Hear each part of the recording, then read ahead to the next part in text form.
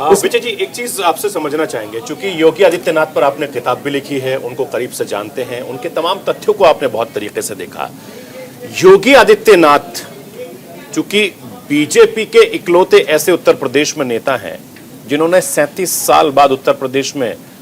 BJP की सरकार दोबारा से बनवा रहे हैं, दूसरे मुख्यमंत्री बन रहे हैं लगातार। योगी आदित्यनाथ किस तरीके से अपनी पार्टी को और अपनी शाख को बचाने में कामयाब हुए?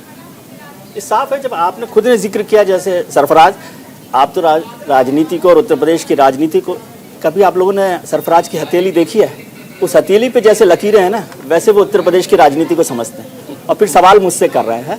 लेकिन जो दूसरी बार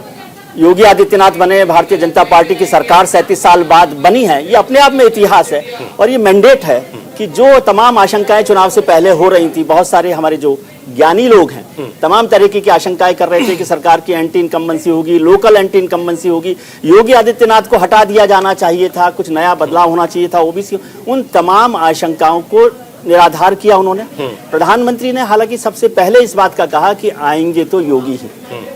लेकिन तब भी हम लोग इस बात को मानने को तैयार नहीं थे कि प्रधानमंत्री ने कह दिया तो भी क्या होगा जब तक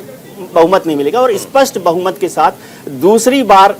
भारतीय जनता पार्टी की सरकार बनी योगी आदित्यनाथ, जबकि पहला चुनाव, आप विद्वान लोग हैं, मनीष जी बैठे हुए, मनीष जी तो राजनीति के मोहरे को हर एक को समझते हैं कि कौन सी चाल। मनीष जी के पास ही आ रहा था। मनीष जी, चूंकि दोनों तरफ मेरे, एक तरफ विजय जी हैं, दूसरी तरफ मनीष जी हैं, और दोनों ही राजनीति के बहुत माहिर खिलाड़ी हैं, चूंकि राजनीति को इन्होंने बहुत करीब से देखा है, संघ से लेकर तमाम पॉलिटिकल पार्टियों के बड़े बड़े नेताओं को बहुत दोनों ही करीब से देखते आए हैं। मनीष जी, लगातार हम चर्चा भी करते हैं उत्तर प्रदेश के जो 7 चरण के चुनाव हुए हैं और जिस तरीके से योगी आदित्यनाथ ने और भारतीय जनता पार्टी ने उत्तर प्रदेश में जो कमल खिलाया है, आपने भी चूंकि उत्तर प्रदेश की सियासत को, देश की सियासत को देखा है, योगी आदित्यनाथ के पिछले कार्यकाल को देखते हैं और आने वाले जो 5 साल के कार्यकाल है, क्या थोड़ा डिफरेंस होगा इस बार?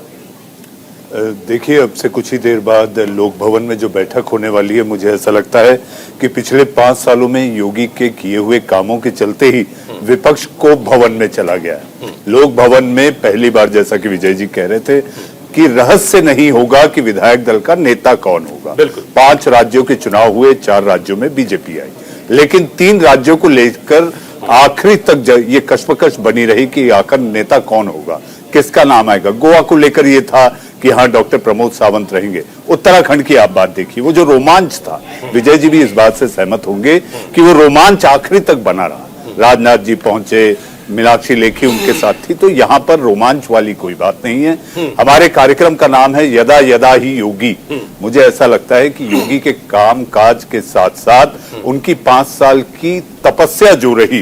वो यदा यदा ही धर्मस्य के रूप में बीजेपी को दोबारा सत्ता पर काबिज की है और ये रिकॉर्ड वाली सरकार होगी। चाहे मुख्यमंत्री का दोबारा बनना, सरकार का दोबारा रिपीट होना, अपने आप में इसका जो सेंटर स्टेज है, वो आप ये देखिए कि जब मोदी जी ने उनके कंधे पर हाथ रखकर कहा, वो तस्वीर, जी बिल्कुल, वो तस्वीर को आप देखिए